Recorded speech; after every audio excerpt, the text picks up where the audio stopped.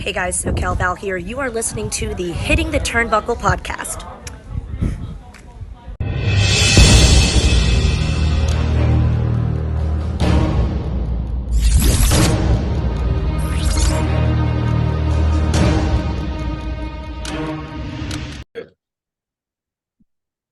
Welcome, everybody, back to the Hitting the Turnbuckle podcast. I'm your host, Andy Burrows, and I am joined by my illustrious co-host and tag team partner, talking all things WWE, Mr. Adam Cousins. Adam, how are you, brother? Happy Friday. Happy Friday. Finally, the sun is shining after what seemed to be an endless amount of rain. It might not be shining over there, but it is over here. We've got a tiny bit. Yeah, it's been a wet day in jolly old Leighton Buzzard. But we are here to talk all things WWE and NXT this past week. Another solid show from NXT. Everyone was wondering what would happen after the last week's war, quote unquote war. And I thought NXT carried on with another solid show, mate. Solid performance from them guys and girls. What did you reckon? Yeah, I liked it. It was back to reality after it. We might as well call it NXT Mania, mightn't we, last week? It was back to storylines making a lot of sense. Woman heavy show, which was very. And another woman heavy show next week for Halloween Havoc Night 1. Do you reckon that's maybe where WWE are kind of like they're showcasing a lot of the women's talent? Obviously, they're not all on there, but you obviously had Natty dropping down again. So I keep saying dropping down like it's fucking a bad thing. But you had Natty obviously on NXT. Obviously, you've got Becky. We'll get into Jade Cargill and the whole TikTok. It looks like that she might be debuting on NXT. I'm guessing, which will send the AEW marks into meltdown if she debuts on NXT. Obviously, you know we've got. Not named Brian Pillman's son. We've got him debuting next week. But yes. There's so many things happening in NXT. But yeah, it was a really women-heavy show. Most of the matches were pretty much all revolving around either the women's title, the women's breakout, everything like that. Another solid show from NXT. Definitely so, but obviously it started with a bada bing, bada boom. How funny was that, man? Tag team Battle Royal, which actually was won by Chase University. Yeah, I was more invested whether they were going to finish that spaghetti. They could have done. I thought that was fucking lasting forever, that meal. But yeah, Chase University obviously eventually picking up the win. Do you know what? I've never seen that was good. Like Cody Rhodes' idea of the Battle Royal and then turning it into a normal tag team match. Novel concept. I thought it was good. Yeah, it's interesting, better than the normal. We'll just throw them over. So I wasn't keen on the whole only one person could be eliminated to end your team, but then I suppose because of the tag team element at the end, it kind of made sense to do that. But yeah, thoroughly enjoyed that. Interesting element, whoever made it. I was reminding me of an old TNA kind of sort of, match. I know Russo was made of quite a few matches. Some of them were questionable when you had the reverse battle royal. You had to fight to get in the ring to start something off, and that was But it was an interesting concept, which I wouldn't mind seeing again. That'd be a good top 10 gimmick matches. Well, hang on. You normally criticize me for the. Literally just popped into my head while we were talking. That'll be interesting. Yeah, no, oh god, yeah. I mean, TNA had some wacky ideas. I still missed a 6-sided ring. I thought that was incredible. Absolutely love that, mate. When TNA, yeah, but no, solid start to NXT. Obviously, we now know that the tag team titles are they defended on Halloween Havoc Night 1 or Night 2? I want to say Night 1. Okay, yeah, Night 1. I think you are right. I think it's the women's Night 1 and the women's title Night 1. Men's is Night 2. We'll call it week 2, obviously. But solid start, mate. Yeah, I mean, and obviously then we started to go with Trick and Dijak and all of them guys, and obviously, interestingly enough, the program I think was called Trick or Treat, which kind of alludes to what happened to Trick later on. Obviously, they had there was meant to be a 4-way. Cody Rhodes' last thing as general manager was to insert Trick into the match for the number 1 contendership, which he didn't get a chance to be in the end. No, obviously jumped. We don't know who. Carmelo Hayes, obviously jumping Trick. Yeah, I really like what they're doing with the NXT title at the minute. I mean, we were talking call-ups and stuff like that, and who's going and who's staying now in NXT. But it looks like the longevity of champions is a thing across WWE right now. Don't you think? I mean, it seems to be NXT, Raw, SmackDown. It seems to be a thing that they're doing. It's gone to the days of, right, you've had your 6 months in NXT, you're going to Raw, you're going to SmackDown. Look, Jade Cargill might debut in NXT, for God's sake. Yeah, I think it's a good thing to do. I like the longevity. I think some of them have been there too long now, though. I think we've got to, we look at the Braun Breakers and arguably the Carmelo Hayes and people like that. I think some of them have kind of outstayed their welcome a little bit, and it's time for them to move on. But certainly some of them are right. You're right in terms of the longevity, having them down there, getting them to WWE way and all of that rubbish. But I certainly think, some of them outstayed their welcome, but some of them for sure are benefiting from a bit more longer time down in we even say developmental because it isn't. It's the third brand, isn't it? Yeah, can we stop? Can we not? The only time I think you could say developmental this week, some of the women's breakout tournament, they were a bit like a bit suspect, but then you kind of have to think, well, it's breakout division for a reason. That's when I kind of have to remind myself that some of this is developmental, but then you look at like the people like obviously Becky's down there, and you look at Trick, and you look at all them guys, they're far, Dragunov, they're far from developmental. They're ready. They could easily be on Raw or Smackdown, and they could main event anything, put them on a pay-per-view. They'd be ready. So when you kind of talk developmental, you are talking things like men's breakout division, women's breakout division tournaments, and that kind of ilk. But I'm more shocked that someone like Braun Breaker hasn't been called up yet. But then again, what would you do with these? Say you had to call them up tomorrow. Where are you putting them and what are you doing with them? Because that's the only thing. Look at the Viking Raiders when they originally come up. They ruined that. Enzo and Cass were like the next big thing in NXT. Got called up that first night on Raw. Amazing pop. But then again, we all know what happened there. There's so many people that Samoa Joe was NXT champion, come up to the main roster, ended up sitting in the rain at WrestleMania, now doing great things in AEW. So there's so many variables that have to come in. What do you think? Do you think that will change now that Triple H has got more of a grasp of the whole company? I'd like to think so. I'd like to think that that's something that Triple H, he knows a lot of the talent. I say knows a lot of the talents. There's quite a lot of changes since he was last there, but he obviously works with Shawn, so they all know each other. They all know the talent quite well. I think Breaker was there maybe the back end of his NXT run before he moved up. So I'd like to think Triple H has a greater understanding of the talent and that they'll be used in a different way. I mean, what would you do with them? I mean, that's a good question. You could have. I mean, this is. This is just for any. You could have Breaker end Gunther's reign. He's a possible. He was a possible. But he's a believable person to do it. Would be Breaker. I mean, so is Gable as well because Gable's got the technical side, but Breaker's got the power. Mello, it's a difficult one. I mean, again, you could look at the US title, and you could probably look at it. That's going to probably be on Logan Paul's shoulders or waist in a couple of weeks, and we'll get into that when we talk tidbits and news. But yeah, I think it's a difficult one, but I'm pretty sure with Triple H at the helm now, a lot more. The call-ups will be a lot more granted and be booked a lot better than what they were with Vinnie Mac and co in charge. Yeah, no, very true, mate. What else did we make of NXT, mate? Anything else stand out for you? I'm going to go quickly go through night one's card because after we couldn't remember who the match was on, I thought it'd be good to go onto the Tinterweb and have a look. So you've got the breakout semi-finals on night one. Braun Breaker takes on Mr. Stone. It was Robert Stone, who's the Von Wagner's manager, who after he stares on. Yeah. Roxanne Perez versus Kiana James in a Devil's Playground match, whatever match that is. Now, this has been an interesting one. Blair Davenport versus Gigi Dolan in a lights out match. AEW have done lights out matches very, very well. So it'd be interesting to see if the WWE can better it or be on par. I want to know how they fixed that wheel when they were spinning it. Because did you see some of the matches on there? Hell in a Cell, casket match. I'm thinking if they screw this up, I'd love to see a Hell in a Cell on NXT. Could you imagine if they done that? Yeah, it accidentally fell on the wrong. There was Boiler Room Brawl. Yeah.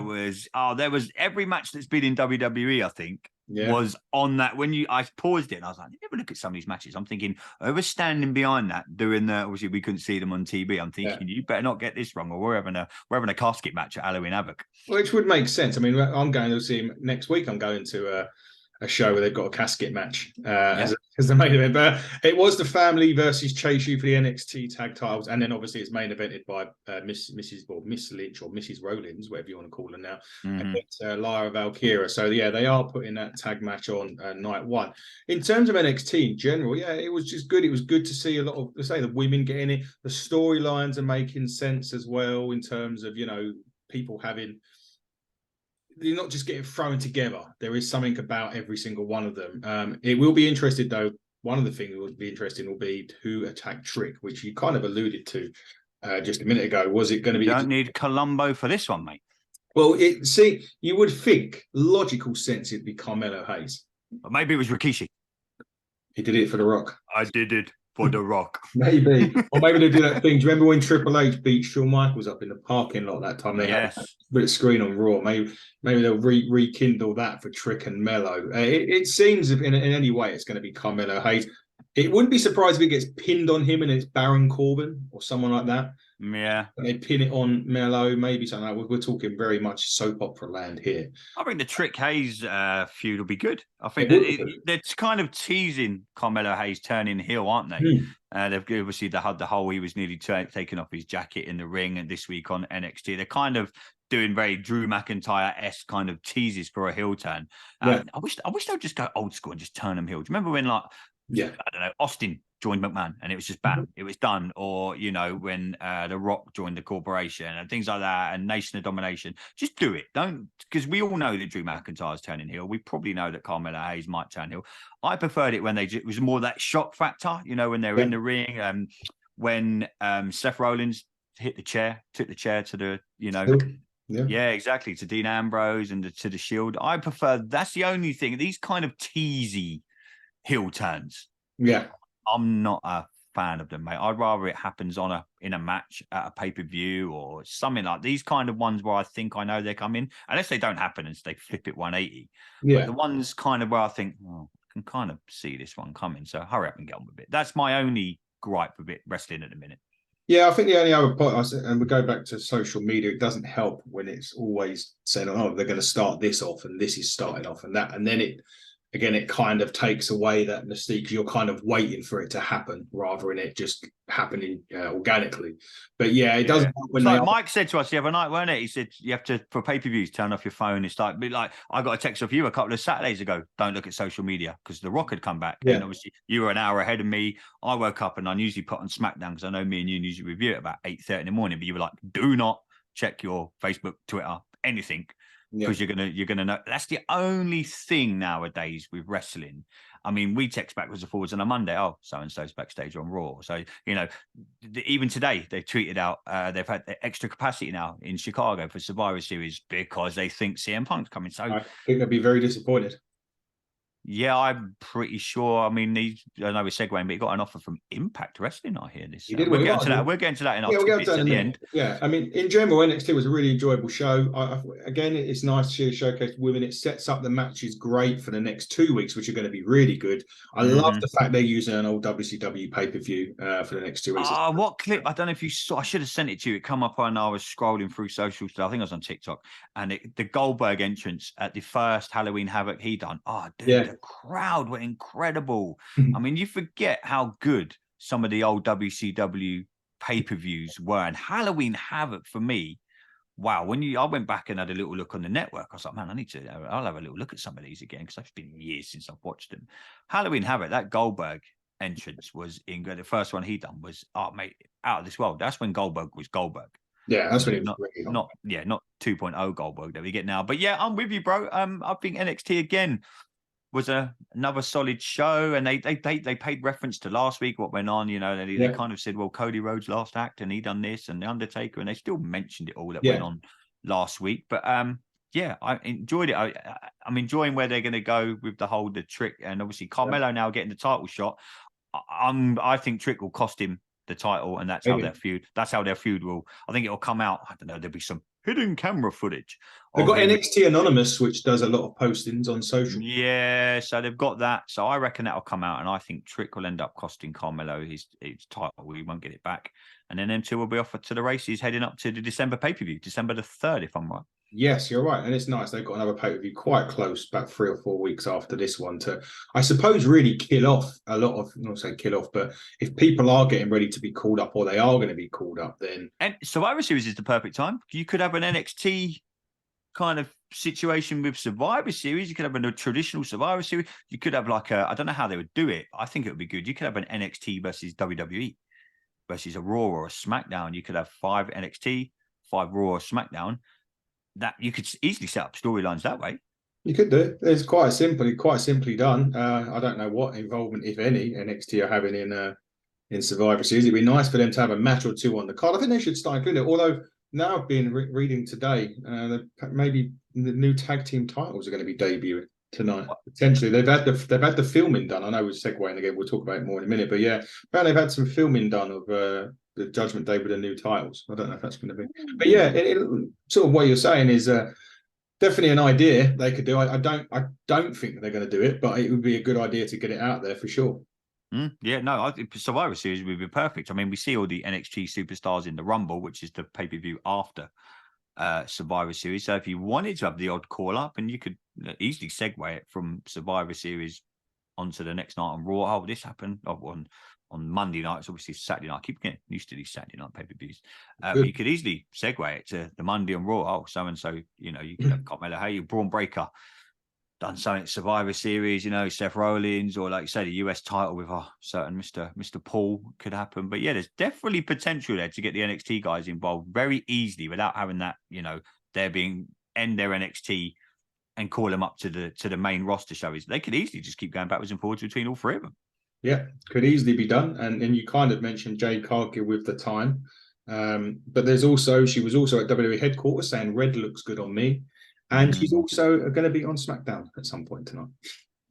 When do you think they debut her at Halloween Havoc, or do you think it happens before? You think it's going to be a match or a run-in?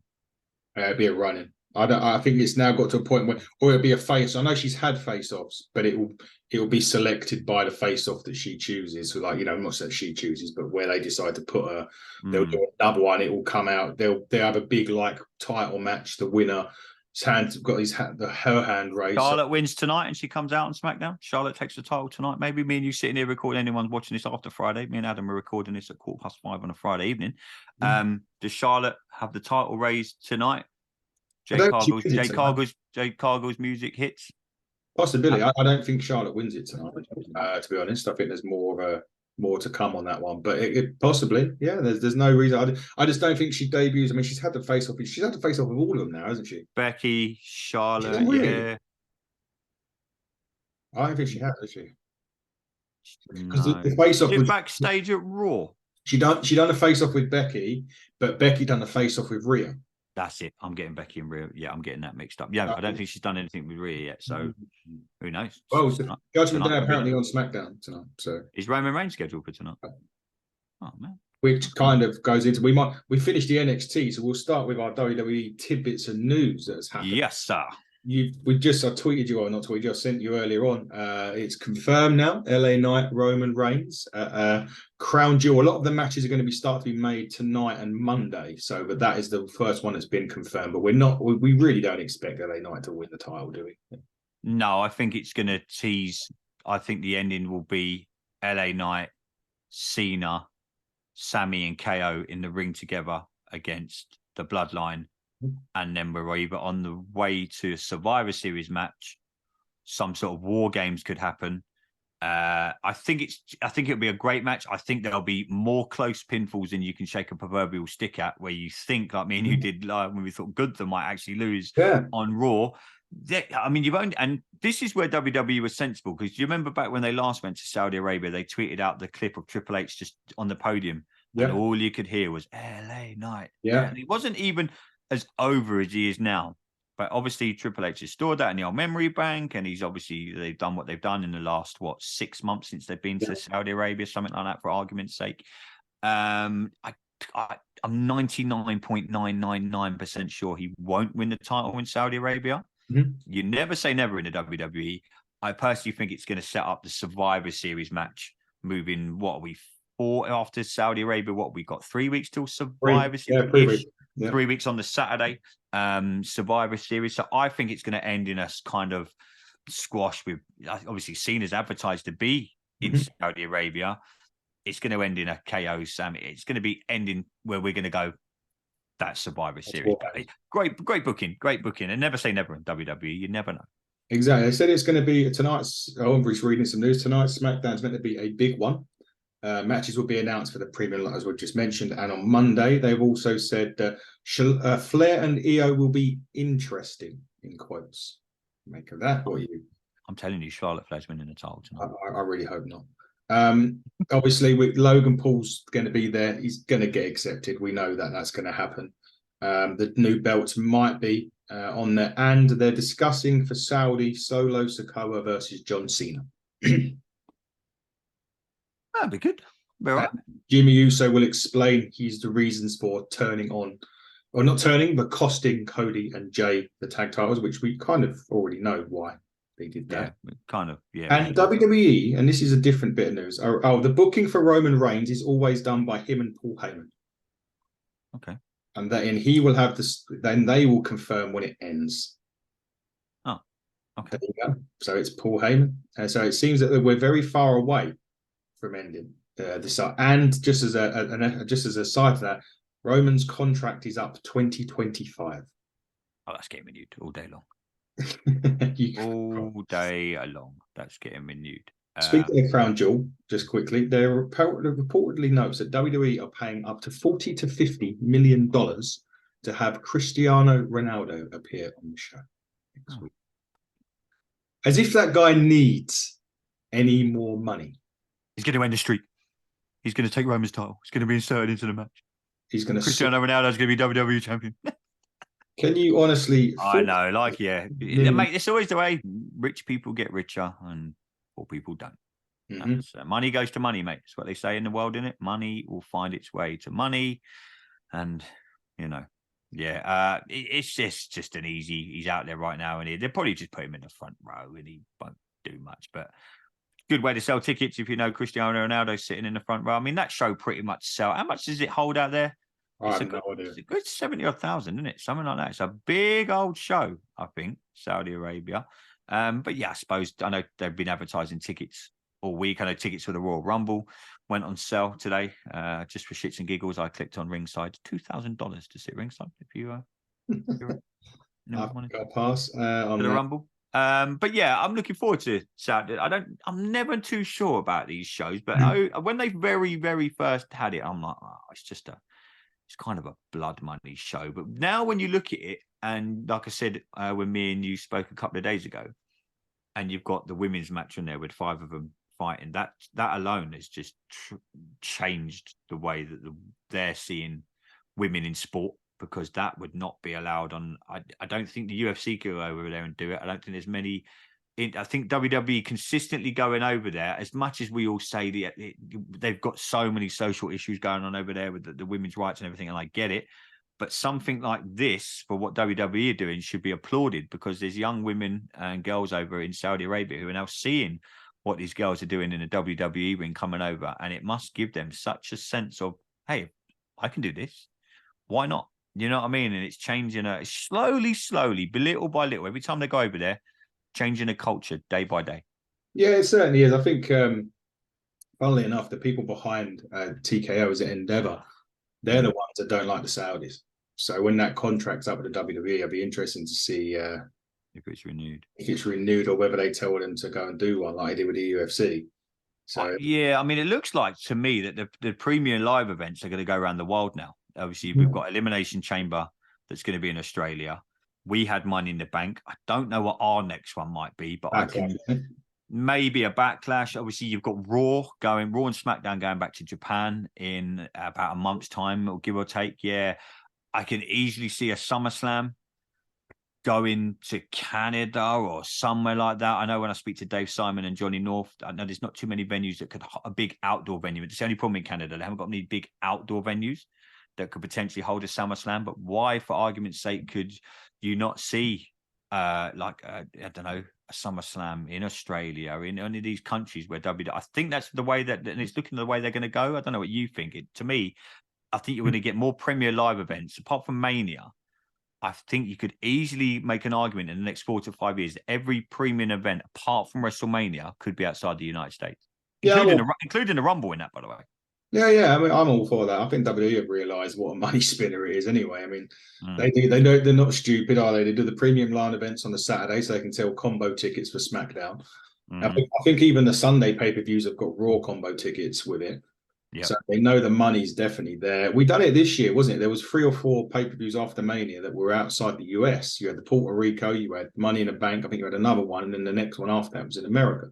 Mhm. So there's money to be had there for sure. And the WWE, you know what they're like for making money. Nick Khan's very good at doing that. So Mm. I'm all for it. I mean, it helps. It helps us out sometimes because the start times will fall in nicely in line for us for a change. So and Yeah. anywhere else. Australia's going to be fantastic. It's about 7 o'clock in the morning. It's going to be Yes. perfect. Roll out of bed, make a cup of tea, and watch WWE for 3 hours. And perfect. Exactly. It has to be the Elimination Chamber in February. So we look forward to that.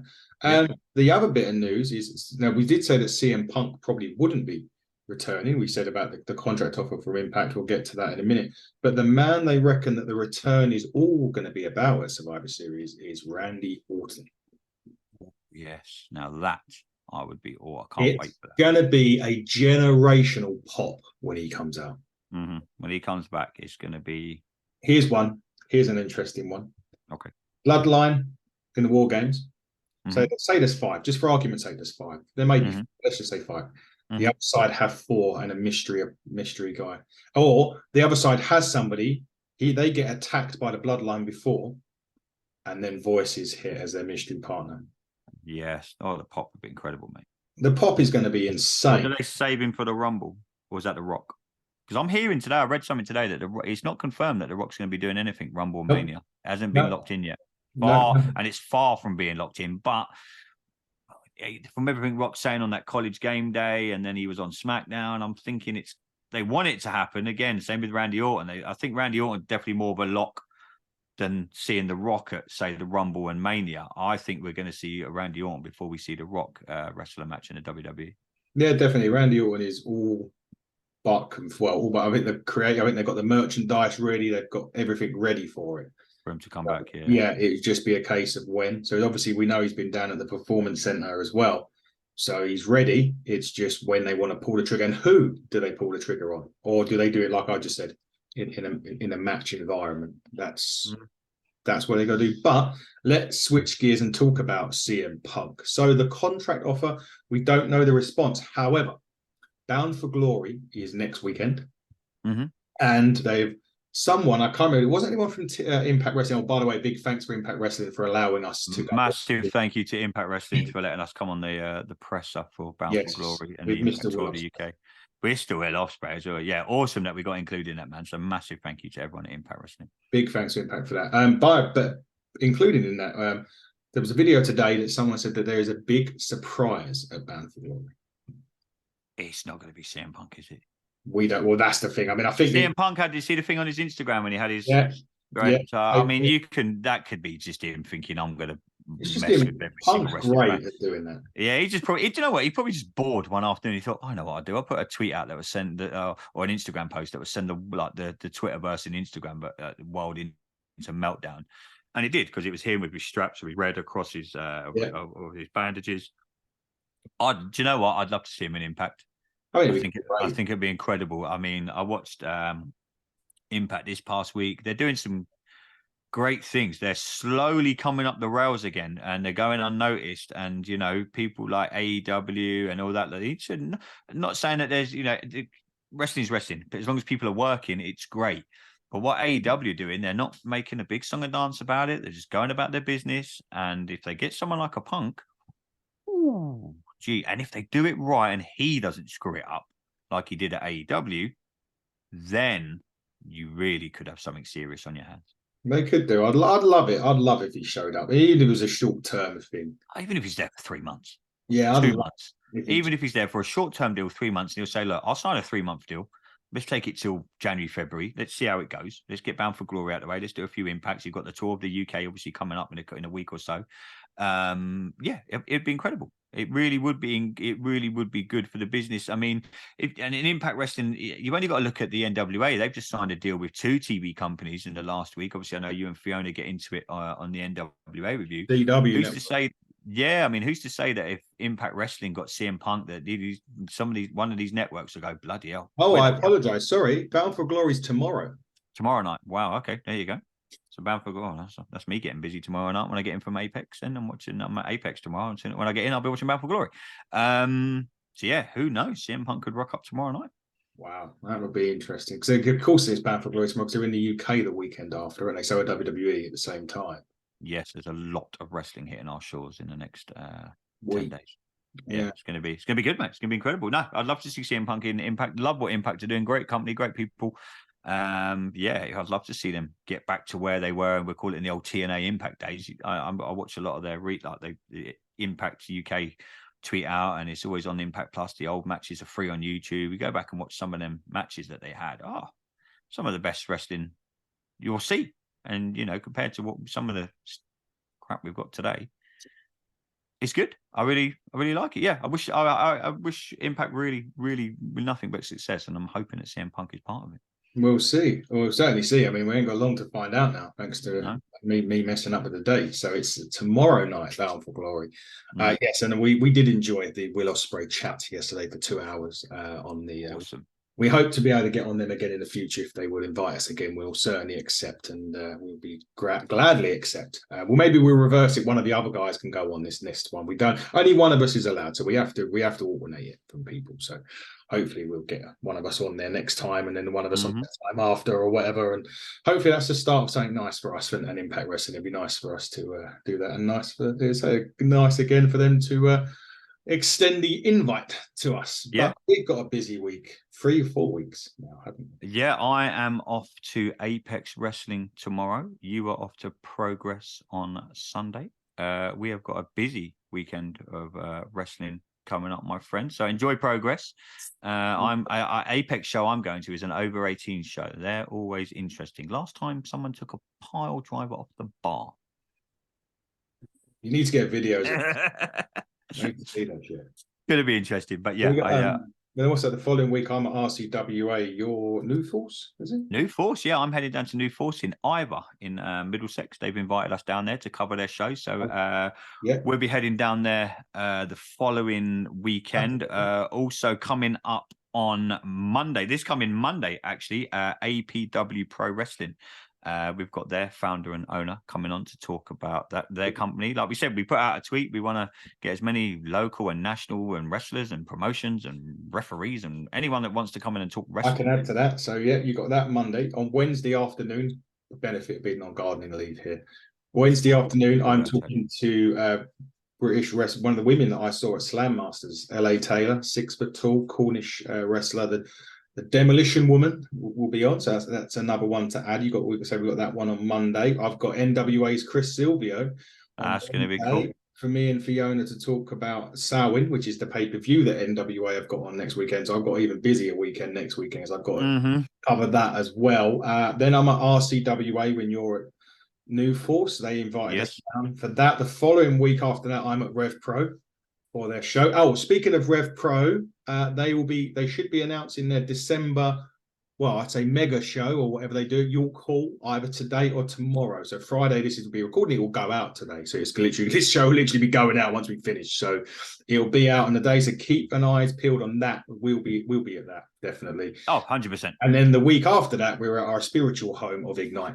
We are back in Bournemouth Ignite. I think there's about 5 tickets left. So no, they've literally just opened the final row of tickets. Oh, there you go. So you've got about 14, 15 tickets left. If you want to come to Ignite on the 12th of November in Bournemouth, come and meet all of Team Buckle and see an incredible afternoon/night of wrestling. It's going to be incredible. But myself and Adam will be back tomorrow with our SmackDown review show. We're going to cram that in before we head out and do loads of wrestling. We're not wrestling. We're attending loads of wrestling ourselves. So yeah, me and Adam will be back tomorrow with our SmackDown review show. Thanks for everyone that's taken us up to number 48 in the UK charts. We've crept of wrestling podcasts. We're in the top 100. We've now made the top 50. We're 48. We're slowly creeping up there, my friend. We are doing our bit, but it's great to be. We're in some esteemed company there, my friend. So Eric Bischoff, Cornette, Russo. Mr. Bishop, what a man. Anyway, this has been the Hitting the Turnbuckle podcast. Make sure you go and check us out on all social media, YouTube, TikTok, Instagram, Facebook. Just type in the Hitting the Turnbuckle podcast. I've been your host, Andy Burrows. That's been the amazing Adam Cousins. Till next time, everybody, buckle down. Stay safe.